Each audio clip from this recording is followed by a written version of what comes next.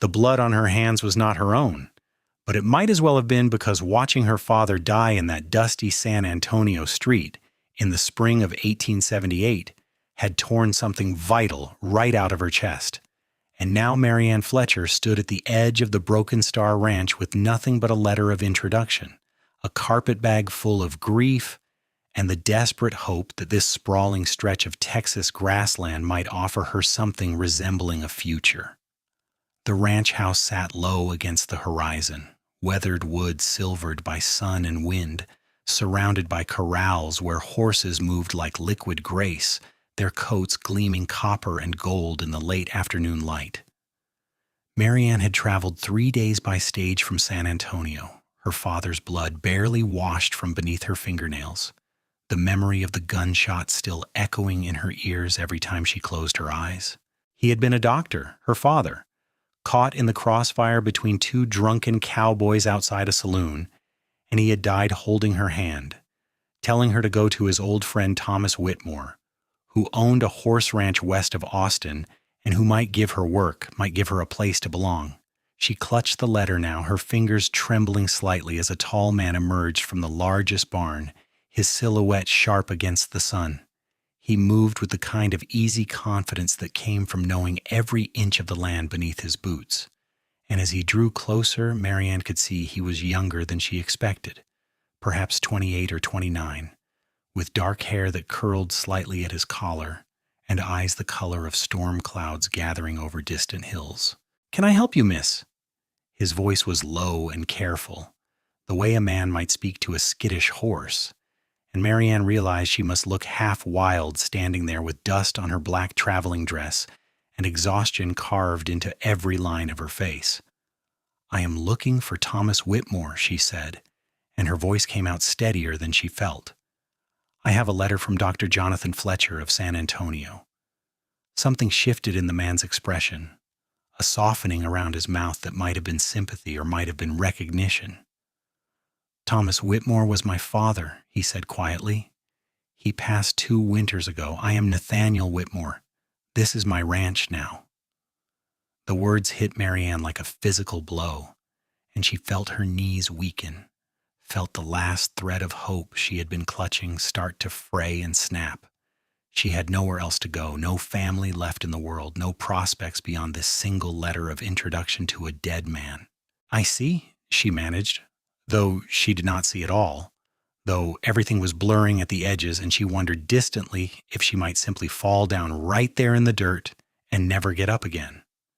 Nathaniel Whitmore stepped closer, his hand reaching out as if to steady her, and then he paused, his fingers hovering just above her elbow. "When did Dr. Fletcher write that letter?" he asked, and there was something gentle in his tone that made Marianne's throat tighten. "He did not write it," she said, and the words felt like broken glass coming up. "I wrote it 3 days ago, before I left San Antonio.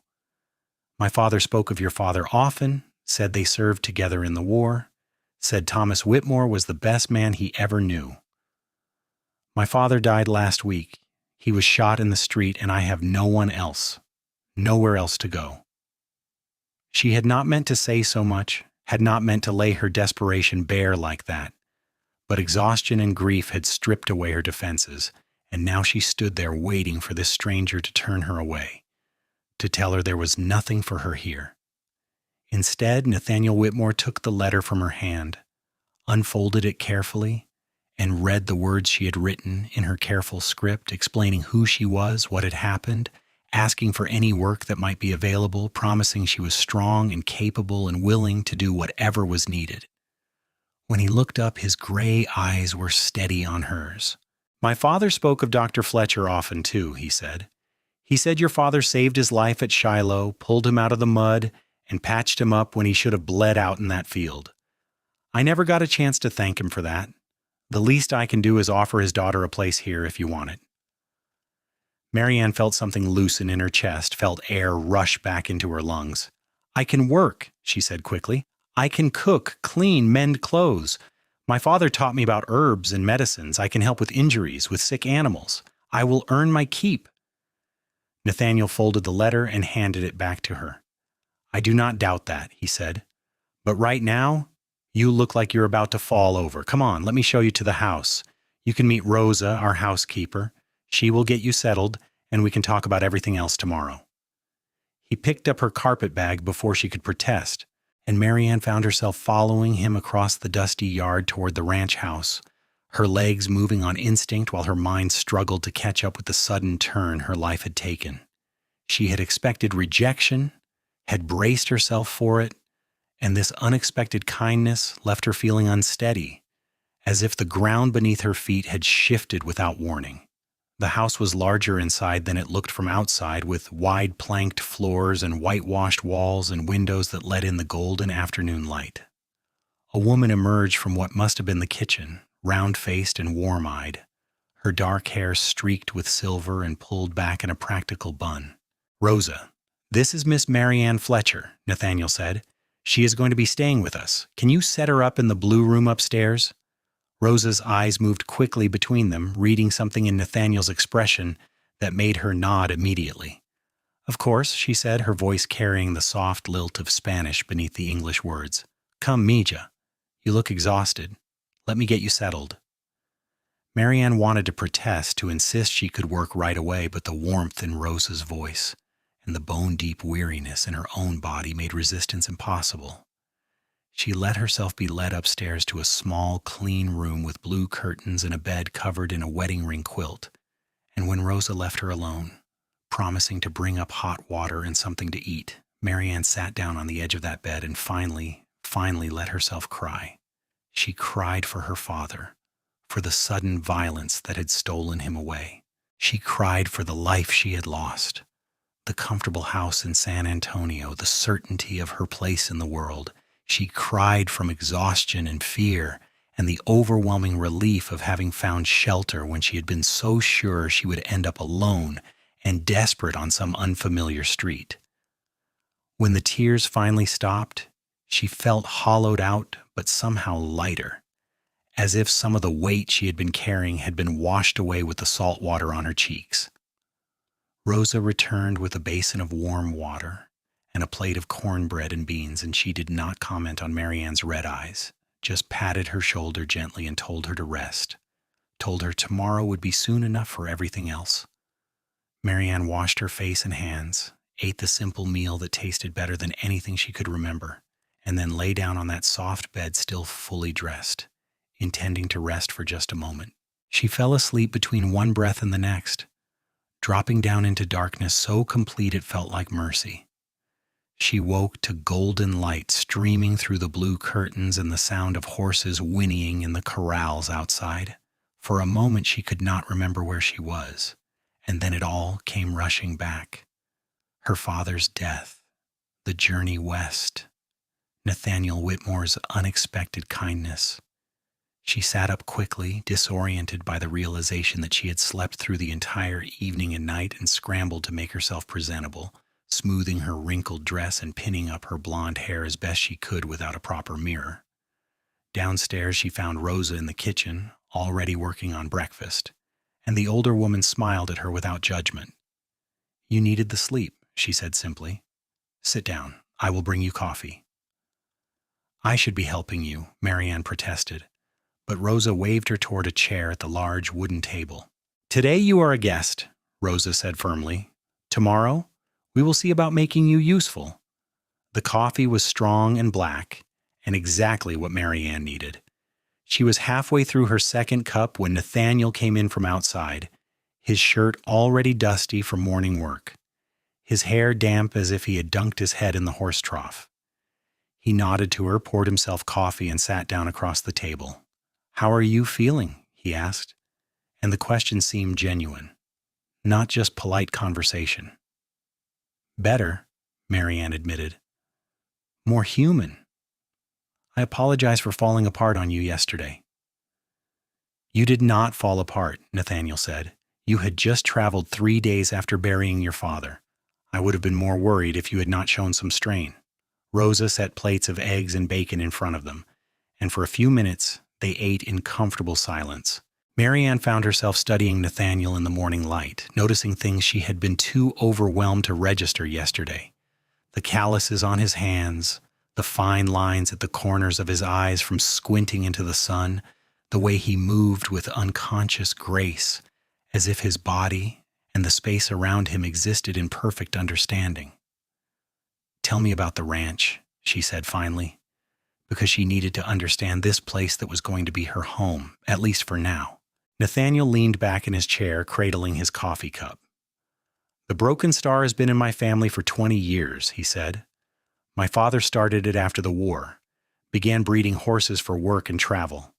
We have about 300 acres of good grazing land, 24 mares, a handful of stallions. We breed for temperament as much as strength.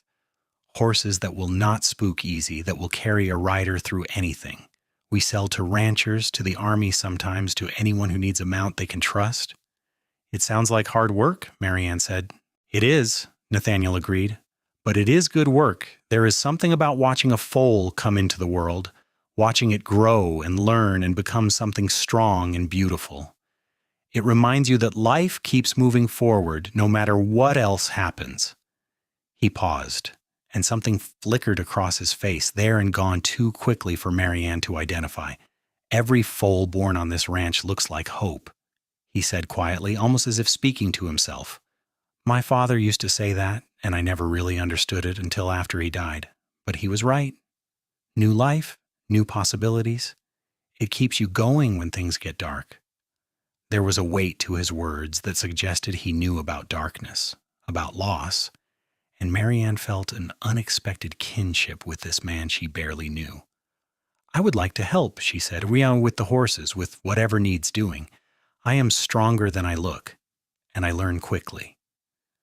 Nathaniel studied her for a long moment, and Marianne met his gaze steadily, willing him to see that she meant it, that she was not some fragile city girl who would wilt at the first sign of hard labor. "We could use help with the new foals," he said finally. "I have 3 pregnant mares due within the month, and foaling season is always unpredictable. Someone needs to check on them through the night, make sure they are not in distress. It is not glamorous work, but it is important." "I can do that," Marianne said immediately. "My father was a doctor. I helped him sometimes with births. I know it is not the same as horses, but I understand the basics, how to recognize trouble." Something like approval flickered in Nathaniel's eyes. "All right then," he said. "After breakfast, I will take you out to meet the mares, show you what to watch for. If you're going to work with the horses, you need to understand them." The morning air was cool and sweet when they walked out to the corrals together, carrying the scent of grass and horses and distant water.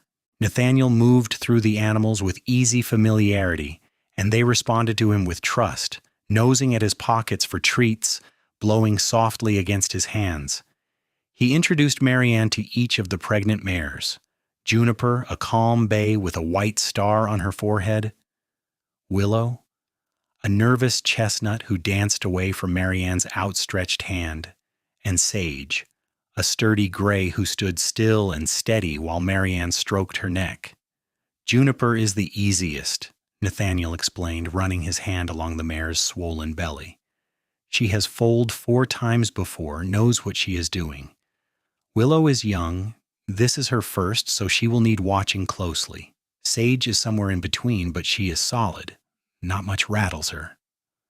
Marianne watched the way he touched the horses, gentle but confident, and tried to emulate that energy when she approached them.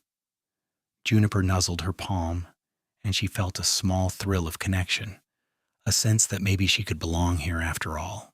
They spent the morning together, Nathaniel showing her the barn where the mares would give birth, explaining the signs of impending labor, teaching her how to check for problems without disturbing the animals unnecessarily. He was patient and thorough, and Marianne absorbed every detail, determined to prove herself useful, to earn the place he had given her out of nothing but kindness and old loyalty. As the sun climbed higher and the day grew warm, they took a break in the shade of the barn, passing a canteen of water back and forth.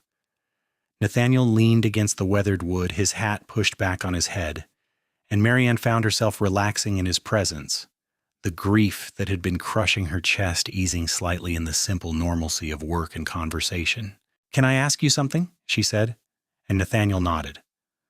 "Why did you say yes?" Yesterday, when I showed up here with nothing but a letter and a story, you could have turned me away. Most people would have. Why did you let me stay?" Nathaniel was quiet for a moment, his eyes distant, looking at something Marianne could not see. "My father died 2 years ago this past winter," he said finally. "Pneumonia. It came on fast and there was nothing anyone could do. After he was gone, I felt like I was drowning. This ranch, all these animals depending on me, and I could barely get out of bed some mornings. Rosa kept me going and the work kept me going, but mostly it was the horses. Watching the mares foal that spring, seeing those babies stand up on shaky legs and start exploring the world, it reminded me that life does not stop just because you want it to. It keeps pushing forward, and you can either move with it or get left behind." He turned to look at Marianne, and his gray eyes were serious. "When you showed up yesterday, I saw someone who was drowning the same way I was, and I remembered what it felt like, how much I needed someone to throw me a rope. So I guess I am returning the favor, even though you were not the one who helped me. Your father helped mine, and now I can help you. It feels right." Marianne felt her throat tighten with unexpected emotion.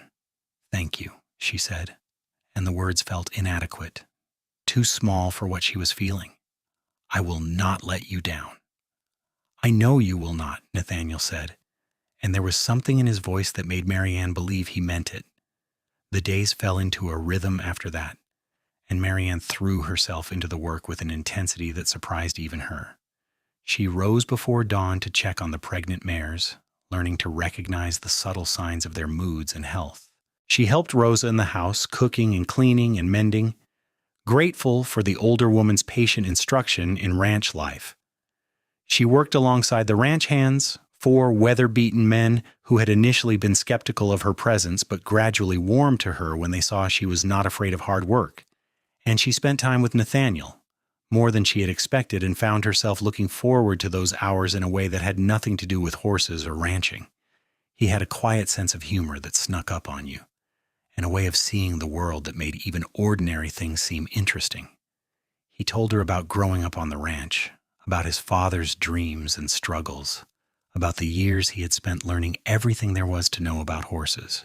In turn, Marianne found herself opening up about her own life, about growing up in San Antonio as a doctor's daughter, about helping her father with his patients, about the books she loved and the dreams she had once had of seeing more of the world.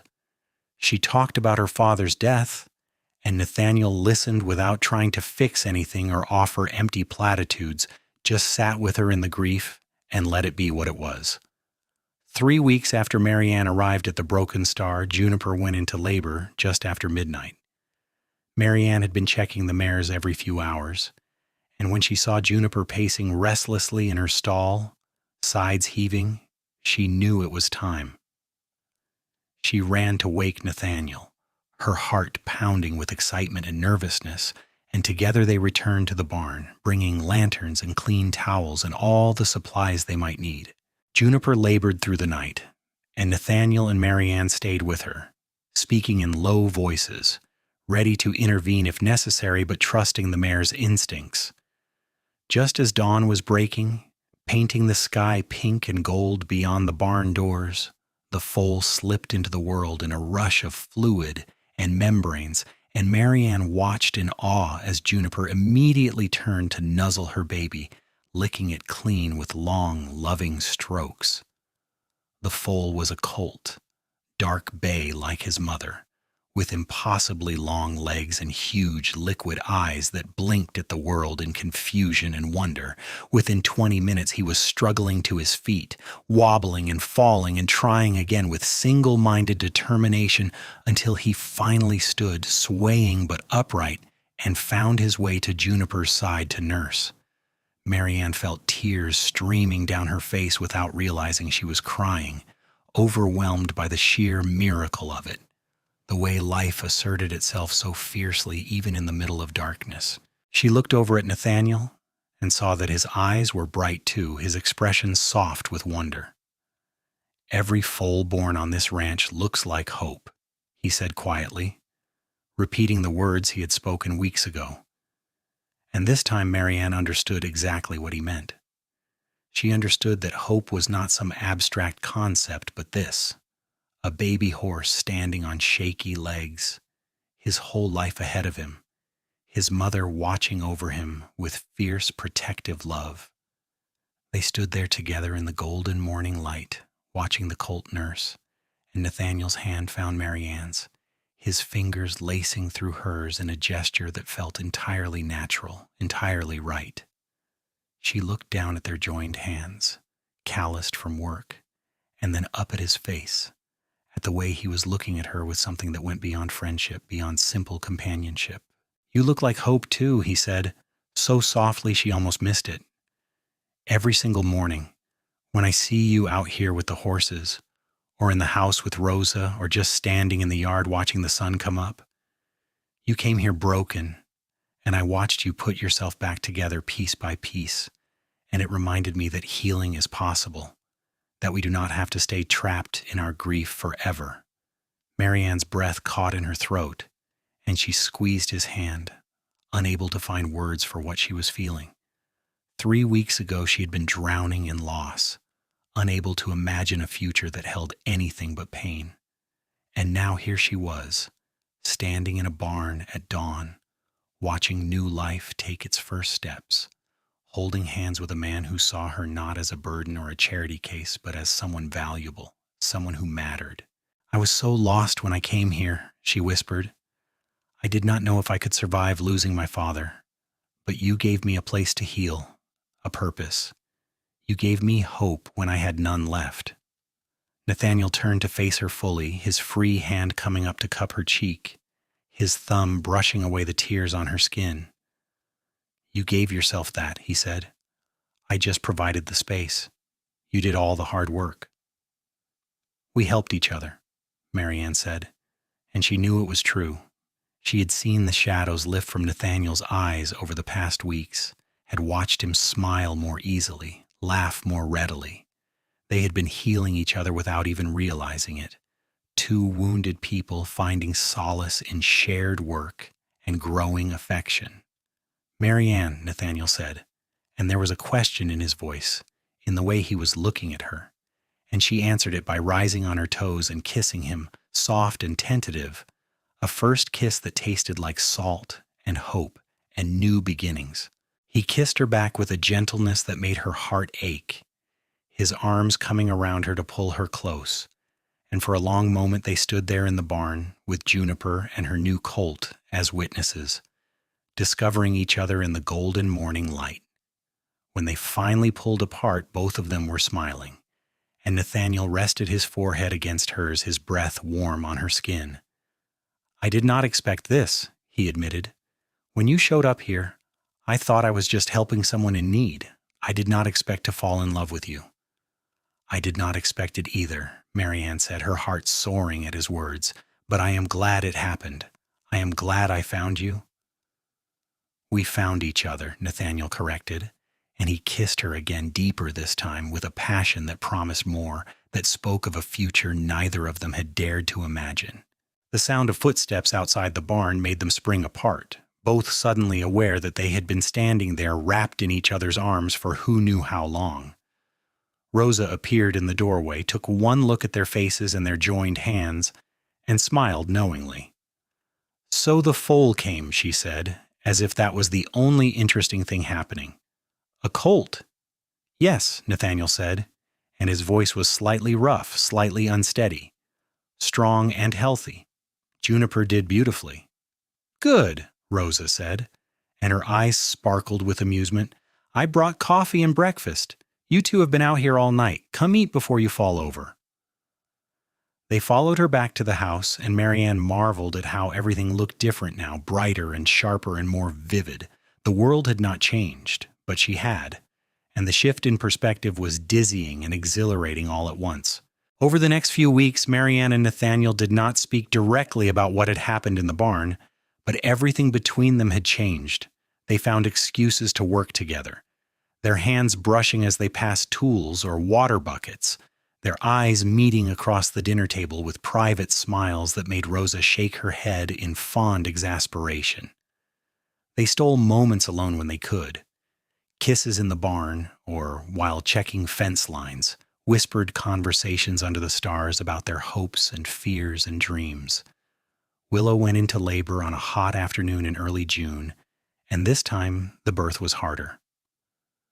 The young mare was frightened and in pain, and despite Marianne and Nathaniel's best efforts to calm her, she thrashed and kicked, her labor stalling dangerously. Marianne knelt in the straw beside her, speaking in low, soothing tones, her hands gentle on the mare's sweat-soaked neck, while Nathaniel checked the foal's position, his face tight with concern. "She is not positioned right," he said grimly. "I'm going to have to try to turn her." "Tell me what to do," Marianne said immediately, and Nathaniel gave her quick instructions, explaining how to hold Willow's head, how to keep her as calm as possible while he worked. It was tense, difficult work, and there were moments when Marianne thought they might lose both mare and foal, but Nathaniel's hands were skilled and sure, and finally, he managed to shift the foal into the right position. Willow gave a great heave, and the foal slid out in a rush, small and perfect and utterly still. Marianne's heart sank, but Nathaniel was already moving, clearing the membranes from the foal's nose and mouth, rubbing her vigorously with towels, trying to stimulate breathing. For long, agonizing seconds, nothing happened, and then the foal coughed, took a shuddering breath, and opened her eyes. Relief flooded through Marianne so intensely it left her shaking, and she looked over at Nathaniel to see him leaning back on his heels, his shoulders slumping with exhaustion and emotion. "We did it," she said, and her voice broke on the words. "You did it," Nathaniel said, meeting her eyes. "The way you kept Willow calm, talked her through it, that made all the difference. You saved them both." Marianne shook her head. "We saved them together," she insisted, and Nathaniel smiled at her, that soft smile she had come to treasure, the one that said he understood her, valued her, loved her. Willow's filly was smaller than Juniper's colt, more delicate, with a white blaze down her face and stockings on 3 of her 4 legs.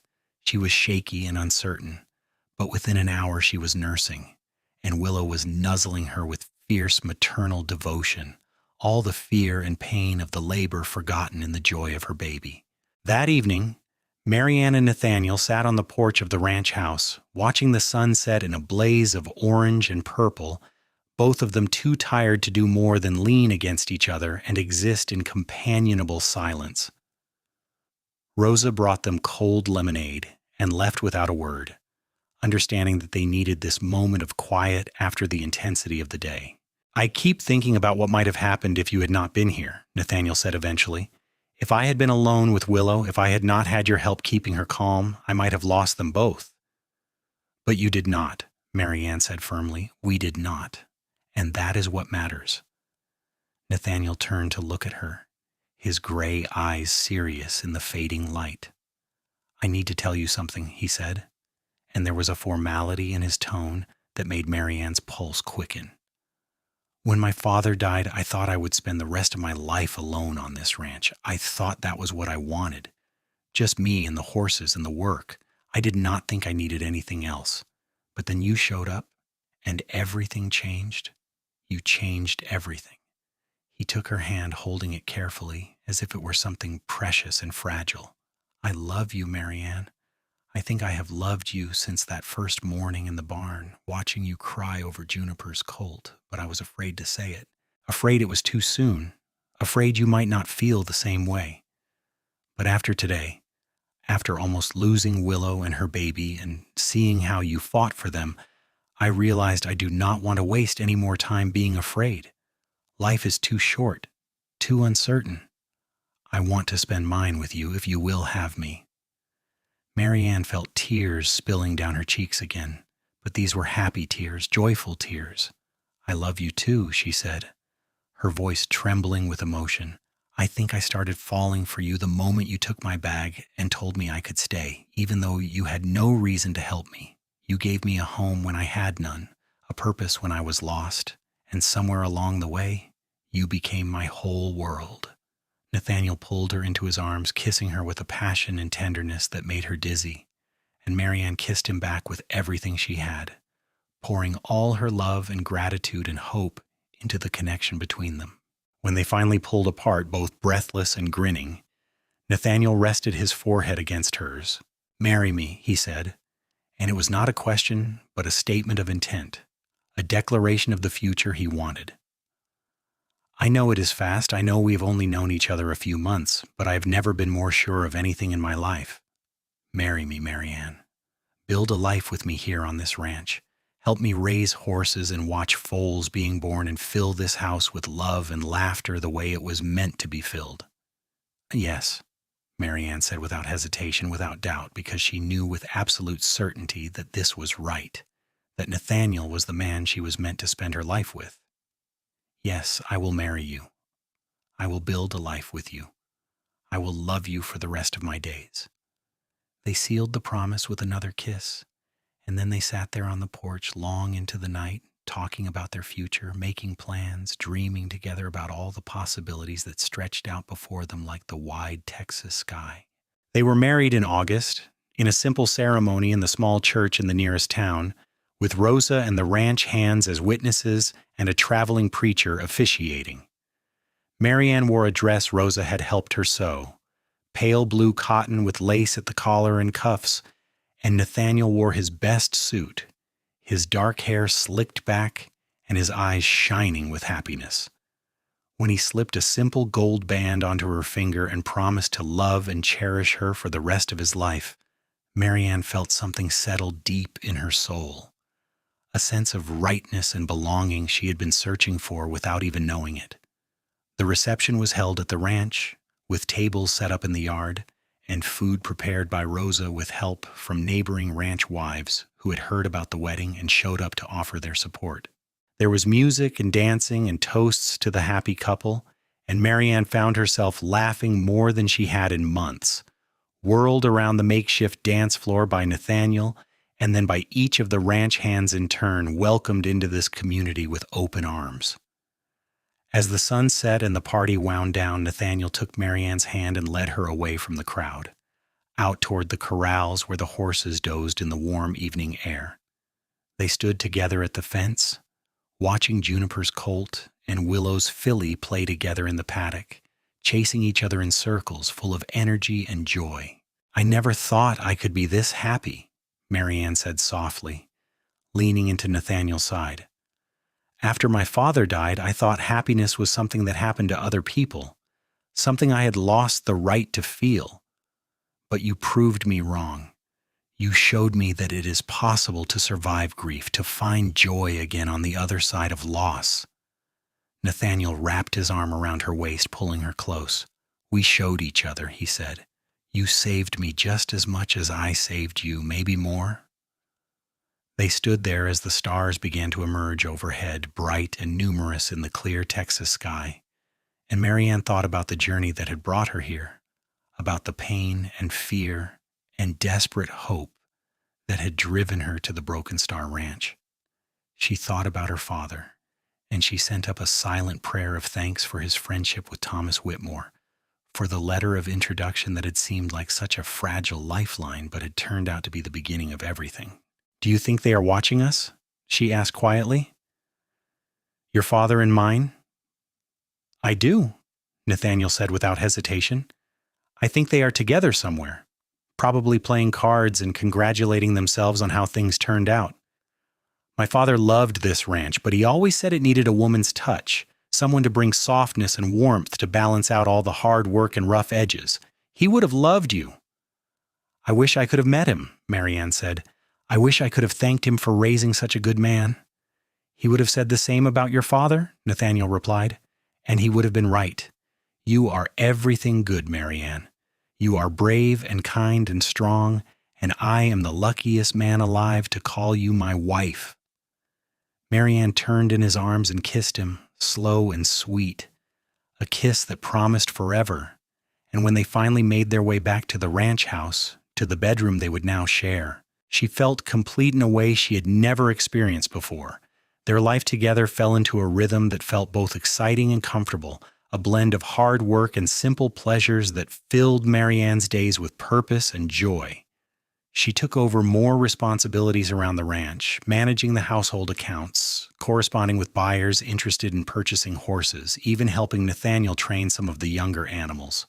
She discovered she had a natural way with horses, a patience and gentleness that complemented Nathaniel's expertise, and together they made a formidable team.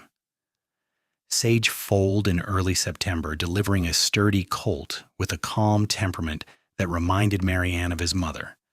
By then, she had become confident in her ability to assist with births, and she and Nathaniel worked together seamlessly, anticipating each other's needs without words, moving in harmony born of deep understanding and love.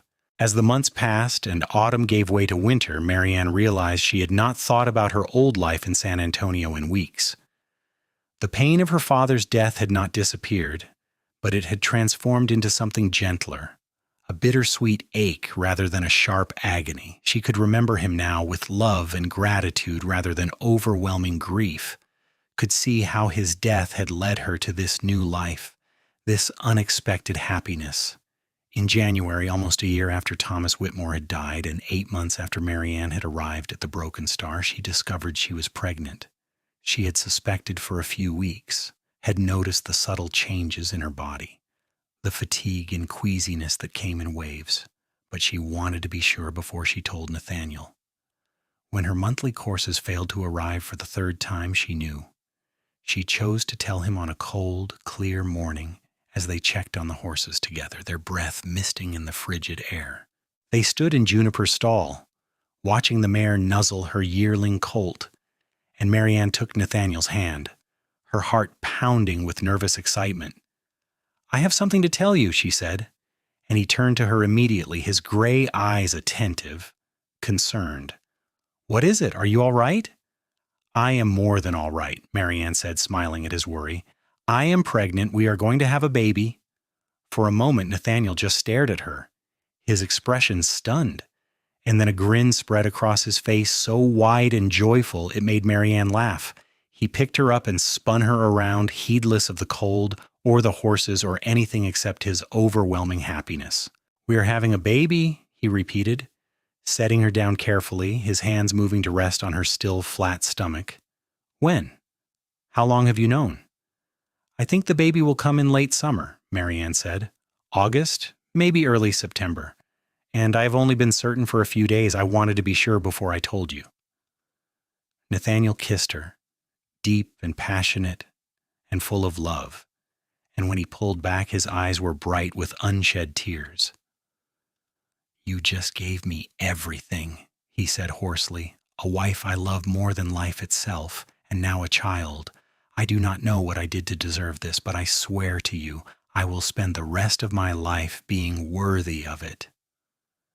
"You already are," Marianne said, touching his face gently. "You are going to be an amazing father." They walked back to the house hand in hand, and when they told Rosa, the housekeeper cried and hugged them both and immediately started planning, talking about preparing a nursery and making baby clothes and all the things they would need. Her joy was contagious, and the whole ranch seemed to buzz with excitement over the coming addition. The pregnancy progressed smoothly through the winter and into the spring, and Marianne marveled at the changes in her body, at the way her belly swelled and the baby grew strong inside her. Nathaniel was attentive and protective, worrying over her constantly, insisting she not work too hard, but Marianne refused to be treated like an invalid. She continued her daily routines as long as she was able, only scaling back in the last few months when her size made certain tasks impractical. 3 new foals were born that spring, and Marianne was there for each one, helping Nathaniel through the births even though she was heavily pregnant herself. She loved watching the babies come into the world, loved seeing their mother's fierce protectiveness, loved the way Nathaniel's face softened every time he witnessed new life beginning. "Every foal born on this ranch looks like hope," he said one morning, as they watched a newborn filly take her first wobbly steps, and then he looked at Marianne, at the way her hand rested on her swollen belly, and added, "And so do you." Every single morning when I wake up next to you, when I see you with the horses or working in the garden or just sitting on the porch, you look like hope to me. You and our baby, you are the future I never let myself dream about." Marianne felt tears prick her eyes, hormones making her more emotional than usual, but these were happy tears. "You are my hope, too," she said softly. "You and this baby and this life we are building together. I never imagined I could be this content." As summer arrived and the heat settled over the Texas grasslands, Marianne grew increasingly uncomfortable, her back aching and her sleep disturbed by the baby's movements. But she was not frightened. She had Nathaniel by her side, and Rosa's experienced wisdom to guide her, and a deep confidence that everything would be all right. Her labor began on a hot August night, just as a rare thunderstorm rolled in from the west, lightning flickering across the sky and rain drumming on the roof. Nathaniel stayed with her throughout, holding her hand, wiping her forehead with cool cloths, murmuring encouragement as the contractions grew stronger and closer together.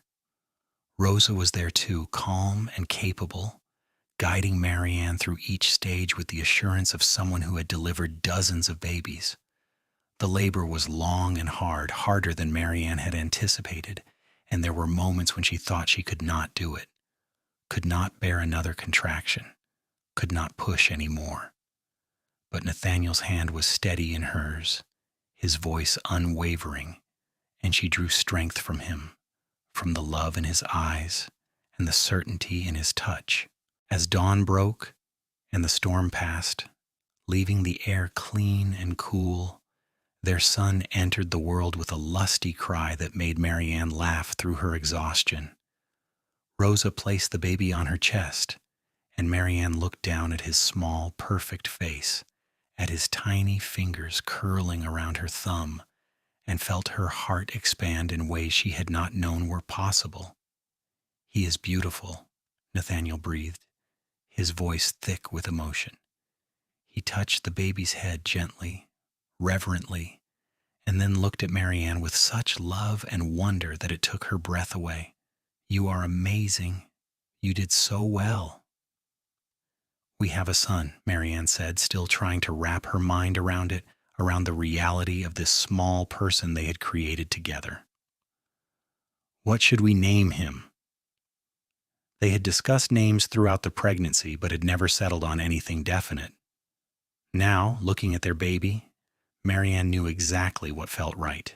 "Thomas," she said softly, "for your father, who built this ranch and made it possible for us to find each other. And Jonathan, for his middle name for my father.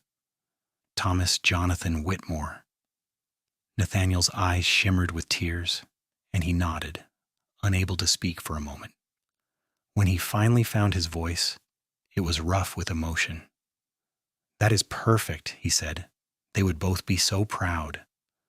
Rosa cleaned and swaddled the baby, then left them alone to bond as a family, and Marianne and Nathaniel lay together in the bed, their son nestled between them, marveling at every tiny detail, every small sound he made.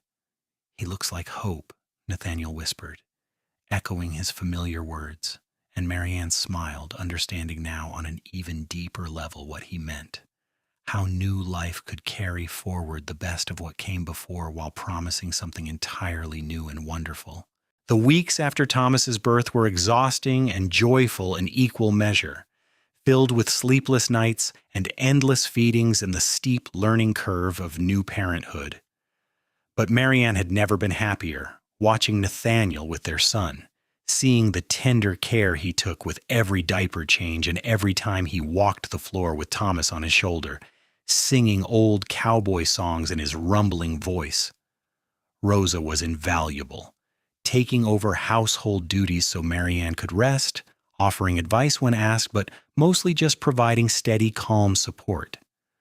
The ranch hands came by to see the baby, these rough, weather-beaten men turning surprisingly gentle when they held the tiny bundle, offering awkward congratulations and promises to teach young Thomas how to ride when he was old enough. As Thomas grew from a newborn into an infant, Marianne marveled at how quickly time passed, how each day brought new developments, new milestones. His first smile, the first time he rolled over, the way he would turn his head at the sound of his father's voice. Nathaniel was besotted with his son, spending every free moment with him, and Marianne loved watching the bond between them deepen. When Thomas was 6 months old, chubby and happy and starting to sit up on his own, Marianne told Nathaniel she was ready to start working with the horses again. She had missed it, missed the satisfaction of helping with the foaling and the training, missed the partnership she and Nathaniel had developed. They started slowly, with Marianne working shorter hours and always making sure Thomas was well cared for, but gradually she eased back into the rhythm of ranch life, discovering that motherhood had not diminished her love for the work, but had somehow enhanced it. She understood the mares better now, understood their fierce protectiveness and devotion, the way they would do anything to keep their babies safe. The Broken Star continued to thrive, gaining a reputation for producing exceptional horses, animals that were not only strong and fast, but intelligent and calm, perfect for the demanding work of ranch life and long trail rides. Buyers came from all over Texas and beyond, and the ranch's success allowed Nathaniel to expand the operation, purchasing additional land and breeding stock. Through it all, Marianne and Nathaniel's love deepened and matured, weathering the challenges of marriage and parenthood and hard work, growing stronger with each passing season. They had their disagreements, their moments of frustration and exhaustion, but the foundation they had built was solid, rooted in mutual respect and genuine affection and a shared vision for their life together. When Thomas was 2 years old, rambunctious and curious and utterly fearless, Marianne discovered she was pregnant again. This time the announcement was less shocking but no less joyful, and Nathaniel reacted with the same overwhelming happiness, immediately starting to plan for their growing family. Their second child, a daughter they named Sarah Rose, arrived in the spring of 1881, during foaling season when new life seemed to be bursting out everywhere. She was smaller than Thomas had been, more delicate, with blonde hair like Marianne's and gray eyes like Nathaniel's, and she stole everyone's hearts from the moment she drew her first breath. Thomas was fascinated by his baby sister, wanting to touch her constantly to help feed her and rock her, and Marianne's heart melted watching her son's gentle care with the infant. Nathaniel, meanwhile, seemed utterly terrified of breaking the tiny girl, holding her as if she were made of spun glass. But his love for her was immediately evident in every careful touch, every whispered word. As their family grew, so did the ranch, and Marianne often found herself standing in the yard at sunset, Thomas playing at her feet, and Sarah in her arms, watching Nathaniel work with the horses in the corral and marveling at the life they had built together. She thought often of that desperate day when she had arrived at the Broken Star with nothing but grief and fear, and she was grateful beyond words for the journey that had brought her here, for the man who had offered her hope when she had none. The years flowed past, marked by the changing seasons and the growth of their children, and the constant cycle of birth and life on the ranch. Thomas grew into a sturdy, confident boy who followed his father everywhere, learning about horses and ranching with an enthusiasm that made Nathaniel's chest swell with pride. Sarah was quieter, but no less determined, with a particular gift for gentling, skittish horses and a fearlessness that sometimes terrified Marianne. When Thomas was 7 and Sarah was 5, Marianne gave birth to their third child, another son they named William, and then 2 years later a second daughter named Grace. The ranch house, which had once seemed so quiet and empty to Nathaniel after his father's death, now rang with the sound of children's laughter and running feet, exactly as it was meant to be.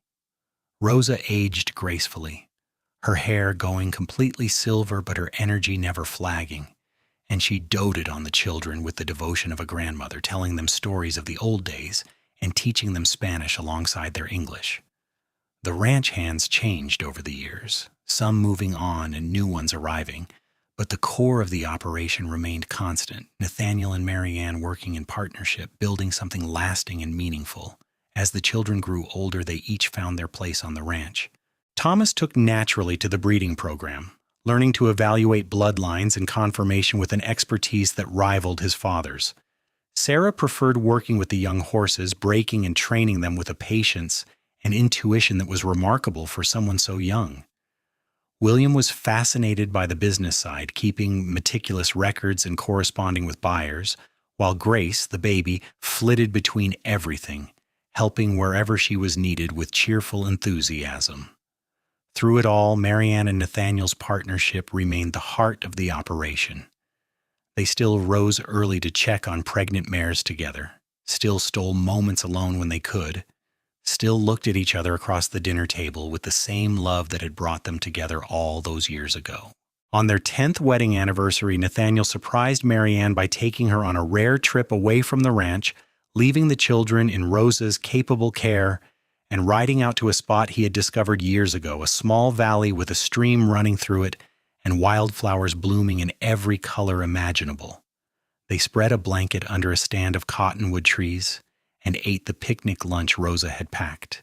And then Nathaniel took Marianne's hand and pulled her close, his gray eyes serious and tender. 10 years ago, you showed up at my ranch with nothing but a letter and a prayer, he said. You were the bravest thing I had ever seen, even though you did not know it. You had lost everything, but you kept going. You chose hope, even when despair would have been easier. I did not feel brave, Marianne said softly. I felt terrified. Bravery and fear are not opposites, Nathaniel said. You can be both at once, and you were. You are, every day, watching you with our children, with the horses, building this life with me. I am in awe of your strength. He reached into his pocket and pulled out a small box, and when he opened it, Marianne gasped. Inside was a necklace, a delicate gold chain with a pendant shaped like a horse and foal, so detailed she could see the tiny curves of their necks, the way they touched nose to nose. I had it made special, Nathaniel said, taking it out and fastening it around her neck, to remind you of what you taught me, what you have given me, hope, new beginnings, a future I never thought I would have. Marianne touched the pendant, her eyes filling with tears. It is beautiful, she whispered. You are beautiful. This life we have built is more than I ever dreamed possible. Nathaniel kissed her, slow and deep and full of 10 years of love and partnership, and they lay together on that blanket under the trees, holding each other close, grateful for every day they had been given, for every challenge they had overcome together. As the afternoon waned and they prepared to ride back to the ranch, Marianne looked around the valley one more time, committing every detail to memory. We should bring the children here someday, she said. Show them this beautiful place.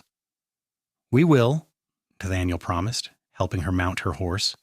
We will bring them here and tell them the story of how their mother showed up at the Broken Star with nothing but courage, and how their father fell in love with her hope and her strength and her kind heart.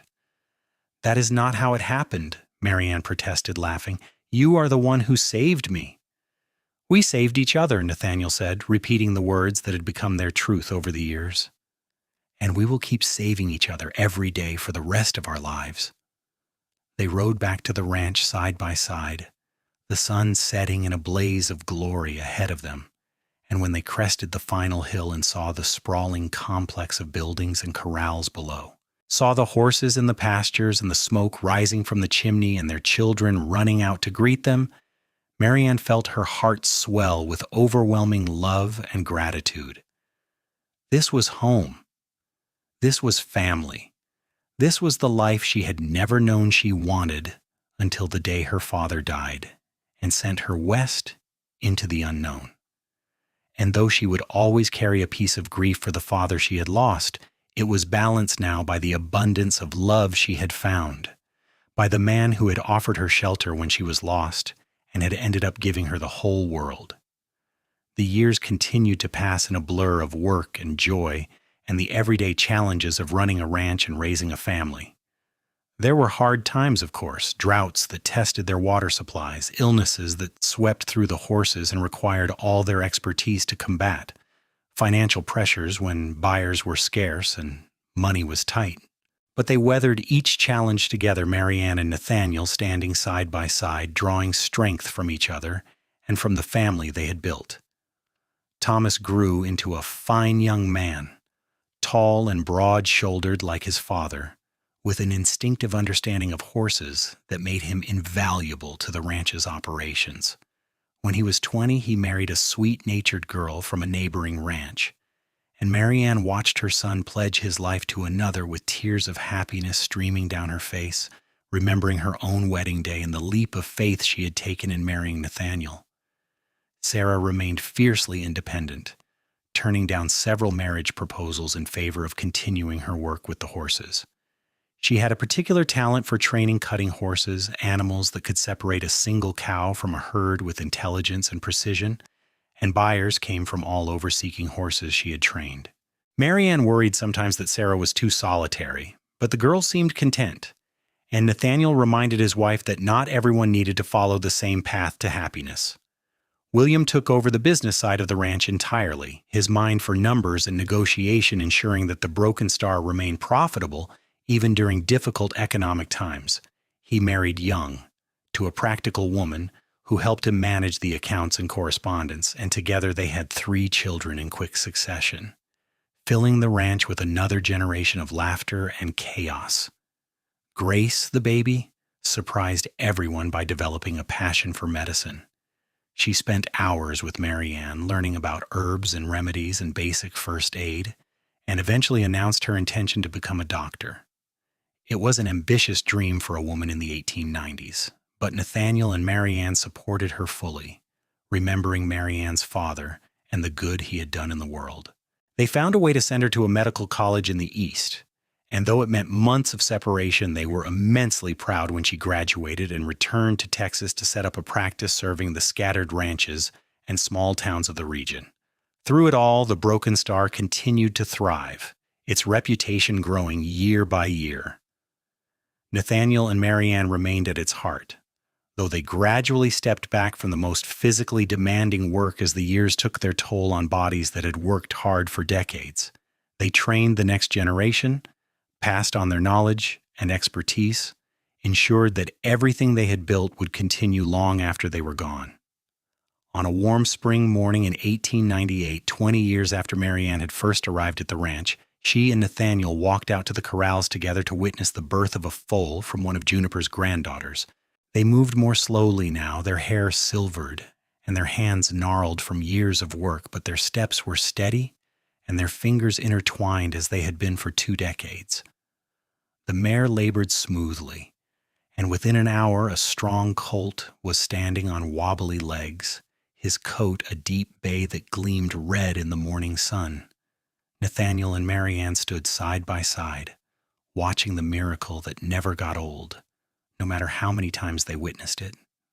"Every foal born on this ranch looks like hope," Nathaniel said softly, the words worn smooth by repetition, but no less meaningful. Then he turned to Marianne, his gray eyes still as clear and loving as they had been when he first spoke those words to her all those years ago. "And so do you.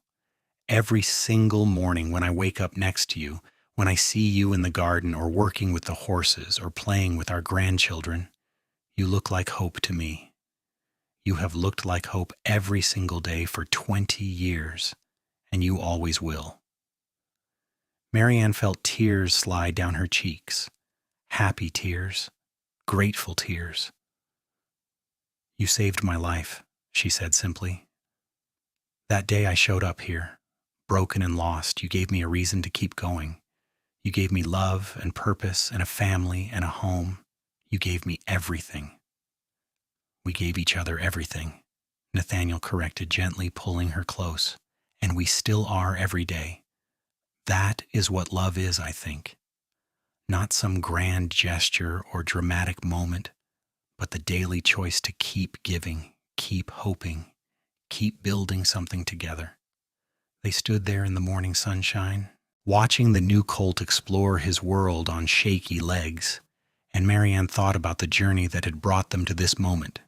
She thought about her father's death, which had seemed like the end of everything but had turned out to be the beginning of the most important chapter of her life. She thought about the leap of faith she had taken in coming to the broken star, in trusting a stranger's kindness, in opening her heart to love again after loss. And she thought about all the years they had shared, the challenges they had overcome, the joy they had created together. 4 children, now grown and building lives of their own. Grandchildren who ran through the ranch with the same freedom and happiness their parents had known, a thriving business that provided for their family and employed dozens of people, a marriage that had weathered every storm and emerged stronger each time. "I love you," she said to Nathaniel, the words simple but encompassing everything. 2 decades of partnership, of passion, of building a life together from nothing but hope and hard work and unwavering commitment to each other. "I love you too," Nathaniel replied, kissing her forehead gently. "I have loved you from the beginning, and I will love you until the end. You are my hope, Marianne, my forever." They walked back to the house hand in hand, and as they reached the porch, their children and grandchildren spilled out to greet them, drawn by the news of the new foal's birth. There was laughter and questions, and small hands tugging them back toward the corrals to see the baby horse, and Marianne let herself be pulled along, surrounded by the family she and Nathaniel had created together, the legacy that would continue long after they were gone. That evening, after the children had returned to their own homes and the grandchildren had been put to bed, Marianne and Nathaniel sat on the porch as the sun set, painting the sky in shades of gold and crimson and deep purple. It was their favorite time of day, these quiet moments when the work was done and they could simply exist together, comfortable in the silence that came from knowing each other so completely. "Do you ever think about that first day?" Nathaniel asked, his arm around Marianne's shoulders, her head resting against his chest. "When you showed up here with nothing but a letter and desperation?" "I think about it often," Marianne admitted. "I think about how terrified I was, how certain I was that I would be turned away. And then I think about you taking my bag without hesitation, offering me shelter and kindness when you had no reason to do so. You changed my life that day." "You changed mine too," Nathaniel said. "I was so lost after my father died, going through the motions, doing the work because it had to be done, but not really living. And then you arrived, and suddenly I had a reason to wake up in the morning beyond just obligation. You reminded me what it meant to truly live, to hope, to dream about the future." They sat in comfortable silence for a while, watching the stars emerge one by one in the darkening sky. Finally, Marianne spoke again, her voice soft but clear. "I want to tell you something I have never said before," she began, and Nathaniel shifted slightly to look at her face. "When my father died, I did not just lose him. I lost my faith that good things could happen, that life could be anything other than painful and cruel. I came here because I had nowhere else to go, but I did not believe I would ever be happy again. I thought happiness was something that had died with my father in that dusty San Antonio street." She paused, gathering her thoughts, and Nathaniel waited patiently, his hand gentle on her shoulder.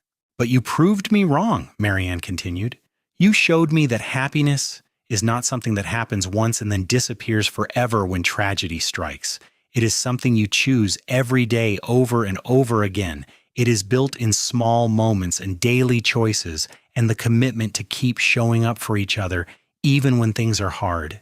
And you taught me that through your actions, through the way you loved me even when I was broken, through the life we built together one day at a time." Nathaniel's eyes were bright with emotion, and he cupped her face gently, his thumb brushing across her cheekbone. "You taught me the same things," he said hoarsely. "You taught me that it is possible to love again after loss, that opening your heart does not mean you are betraying the people who came before. My father wanted me to find happiness, to build a family, to fill this ranch with life and love. And you helped me do that. You are the greatest gift I have ever received." They kissed then, a long, sweet kiss that tasted of love and commitment and 20 years of building a life together. When they finally pulled apart, both of them were smiling, their foreheads resting together in a gesture that had become habit over the years. "To many more years," Marianne whispered. "To forever," Nathaniel replied. And as the stars wheeled overhead and the horses dozed in their corrals, and the land stretched out around them in all directions, Marianne and Nathaniel sat together on the porch of the Broken Star Ranch, grateful for every moment that had brought them to this place, for every challenge they had overcome together, for the love that had sustained them through everything. The ranch would continue, generation after generation, built on the foundation they had laid. Their children would tell their children about the day a grieving young woman had arrived with nothing but hope, and about the cowboy who had seen that hope and offered her everything he had to give. They would tell the story of how love could bloom even in the aftermath of tragedy, how two wounded people could heal each other through patience and kindness and unwavering commitment. And every spring when the new foals were born and took their first shaky steps into the world, someone would inevitably say the words that had become the ranch's unofficial motto, the phrase that captured everything the Broken Star stood for. "Every foal born on this ranch looks like hope."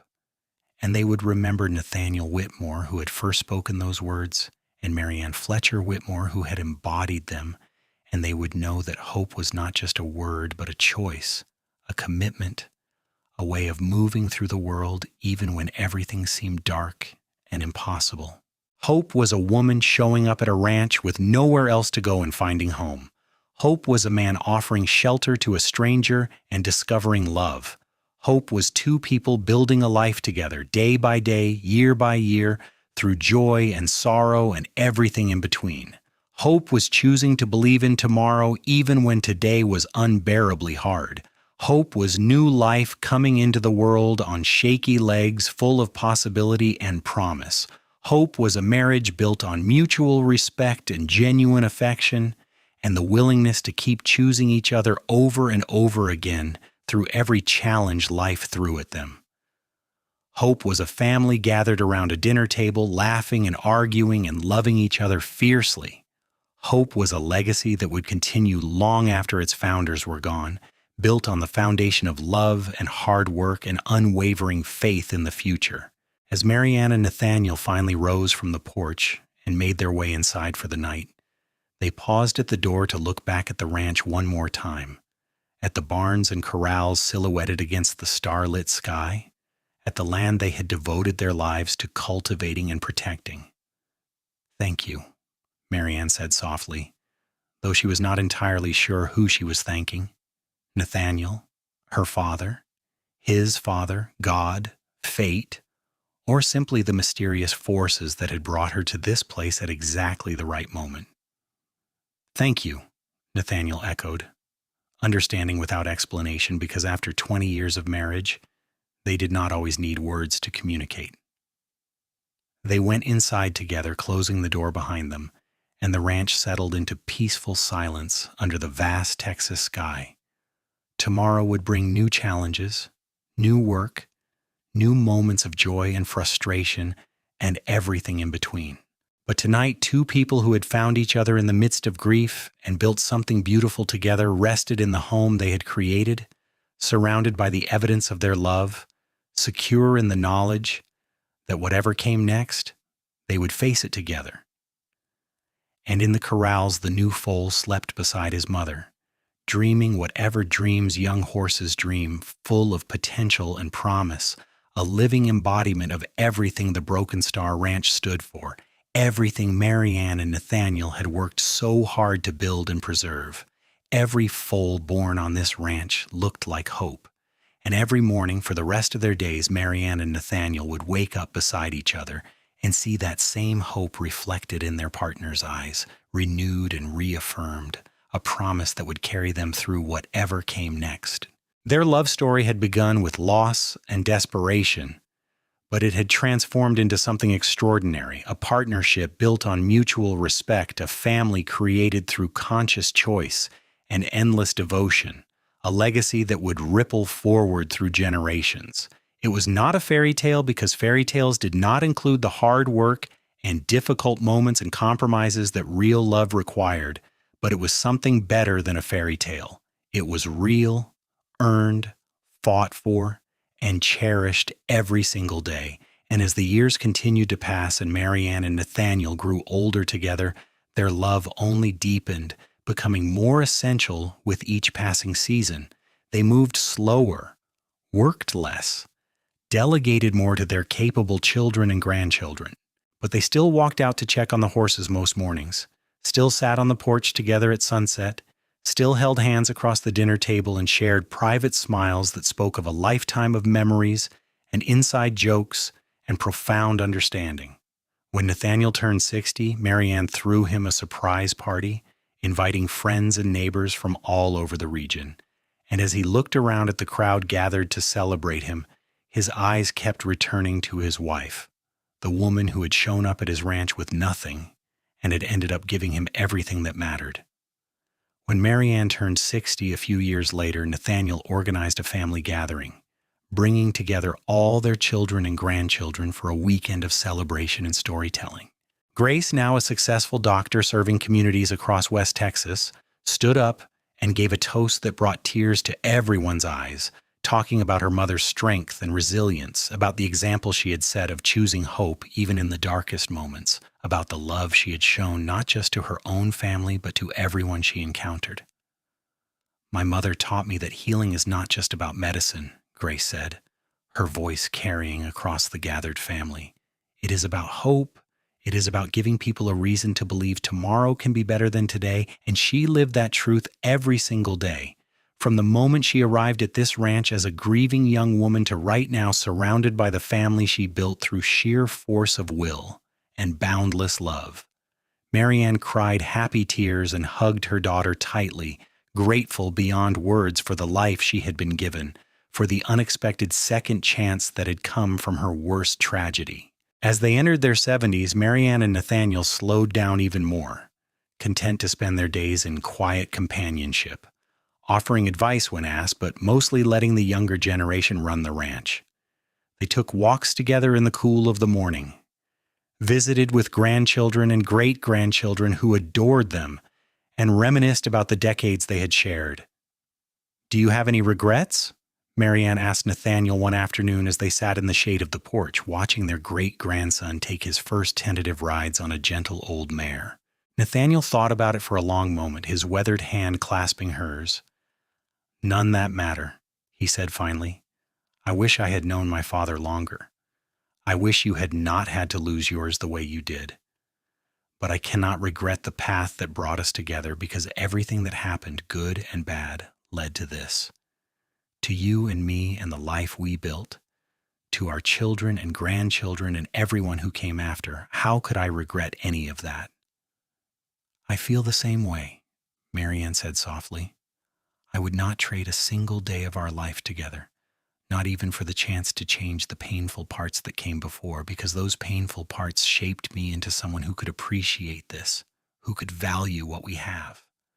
They watched their great-grandson laugh with delight as the mare took a few trotting steps, and Nathaniel smiled. "Another generation learning to love horses," he said contentedly, "learning to see the hope in every new foal, every new beginning. We did good.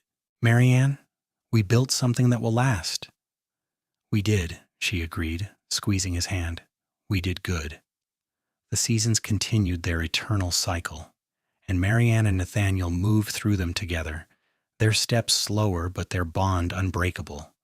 They celebrated 50 years of marriage surrounded by more than 100 descendants and friends, a testament to the life they had built and the love they had shared.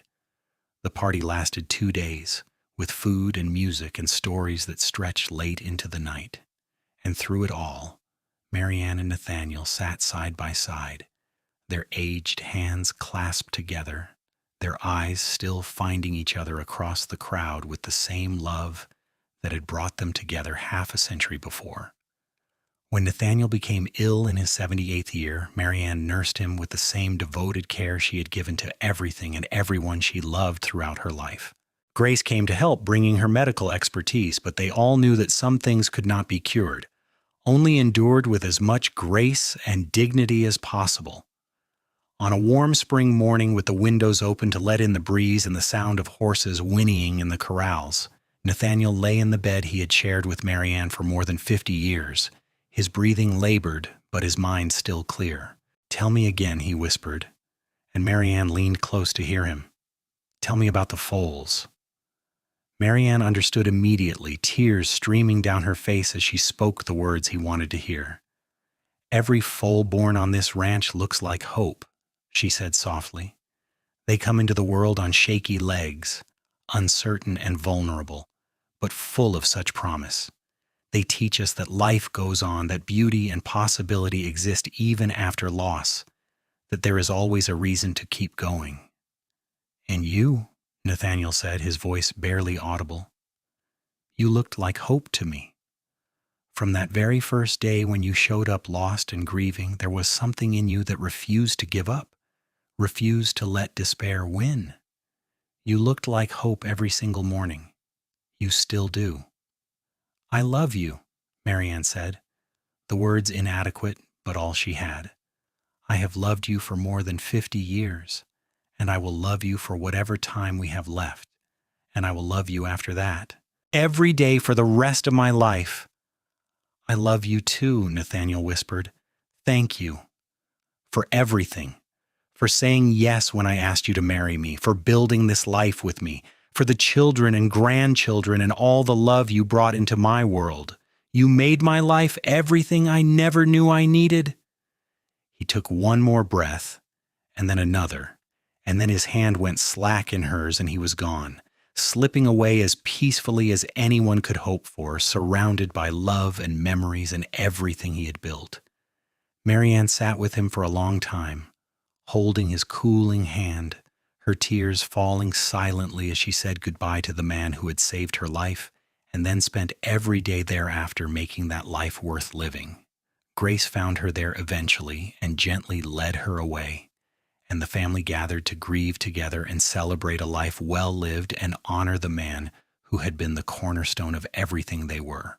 They buried Nathaniel on a hillside overlooking the ranch, next to his father, with a simple stone that bore his name and dates and the words Marianne had chosen. "He taught us to see hope in every new beginning." The days after the funeral were hard, perhaps the hardest of Marianne's long life, harder even than losing her father, because Nathaniel had been her partner for so many years that she barely remembered who she was without him. But she was surrounded by family who loved her, by children and grandchildren and great-grandchildren who refused to let her withdraw into grief, and slowly, slowly, she began to find her footing again. She continued to live at the ranch, of course, could not imagine being anywhere else. She moved more slowly now, her body finally showing the toll of 76 years, but she still walked out to the corrals most mornings to visit the horses, still sat on the porch at sunset even though the chair beside her was empty, still found small moments of joy in the daily rhythms of ranch life. 3 months after Nathaniel's death, one of the mares gave birth to a filly in the early morning, and Thomas came to get Marianne, thinking she would want to see. She walked out to the barn slowly, leaning on her grandson's arm, and watched the baby horse take her first wobbly steps. "Every foal born on this ranch looks like hope," Thomas said softly, repeating his father's words, and Marianne felt tears slide down her weathered cheeks, but they were not entirely sad tears. "Your father was right about that," she said. "He was right about so many things. Hope is not the absence of grief or pain. It is the choice to keep going despite them, to believe that beauty and joy still exist even when your heart is broken." She reached out to touch the filly's soft nose, and the baby nuzzled her palm, trusting and curious. "I am going to keep going," Marianne said, speaking as much to herself as to her grandson. "For your father, for all of you, for myself. Because that is what Nathaniel would want. He would want me to keep choosing hope, keep finding reasons to smile, keep appreciating every sunrise and every new life that comes into this world." And she did. For 5 more years, Marianne Whitmore lived at the Broken Star Ranch, surrounded by family and horses and land she loved. She saw more foals born, more grandchildren married, more great-grandchildren taking their first steps. She told stories about Nathaniel to anyone who would listen, keeping his memory alive, making sure the next generation understood the foundation he had laid and the values he had lived by. She passed away peacefully in her sleep on a cool autumn night, just a few weeks shy of her 81st birthday. They found her in the morning with a smile on her face, and those who loved her took comfort in believing she had gone to join Nathaniel, that they were together again in whatever came next. They buried her beside her husband on that hillside overlooking the ranch, and her stone bore the words her children had chosen together. She showed us what hope looks like. The Broken Star Ranch continued, generation after generation, built on the foundation Nathaniel and Marianne had laid. Their descendants continued to breed exceptional horses, continued to treat the land and animals with respect and care, continued to embody the values of hard work and integrity, and choosing hope even when circumstances were difficult. And every spring, when the new foals were born and took their first shaky steps into the world, someone would always say the words that had become the family's legacy. Every foal born on this ranch looks like hope, and so do you every single morning. Because that was the truth Nathaniel and Marianne had lived and taught through their example. Hope was not something you found once and kept forever. It was something you chose day after day, moment by moment, even when choosing it was hard. Hope was believing in tomorrow even when today was painful. Hope was opening your heart to love again after loss. Hope was building something lasting out of grief and desperation and unwavering commitment to a better future. Hope was a young woman showing up at a ranch with nothing and finding everything. Hope was a cowboy offering shelter and discovering love. Hope was two people building a life together that would ripple forward through generations, touching more lives than they could ever count or imagine. Hope was a foal standing on shaky legs for the first time, full of potential and promise. And hope was every morning, every sunrise, every chance to begin again, to choose love and connection and beauty over despair and isolation and darkness. That was the legacy of Nathaniel and Marianne Whitmore. And it lived on long after they were gone, in the land they had cultivated, in the horses they had bred, in the children and grandchildren and great-grandchildren they had loved, and in the simple truth they had proven through their lives, that hope is always possible, that love can bloom even in the aftermath of tragedy, and that every new day brings with it the chance to begin again, to choose joy, to build something beautiful out of whatever materials life has given you. The Broken Star Ranch stood as a testament to that truth, a living monument to two people who had found each other at exactly the right moment and had spent the rest of their lives creating something extraordinary together. And as long as horses ran in its pastures and foals were born in its barns and descendants gathered in its house, the spirit of Nathaniel and Marianne would endure, reminding everyone who came after that hope is not just a word but a way of life, a choice, a commitment to believing that tomorrow can be better than today, no matter what challenges the present might hold.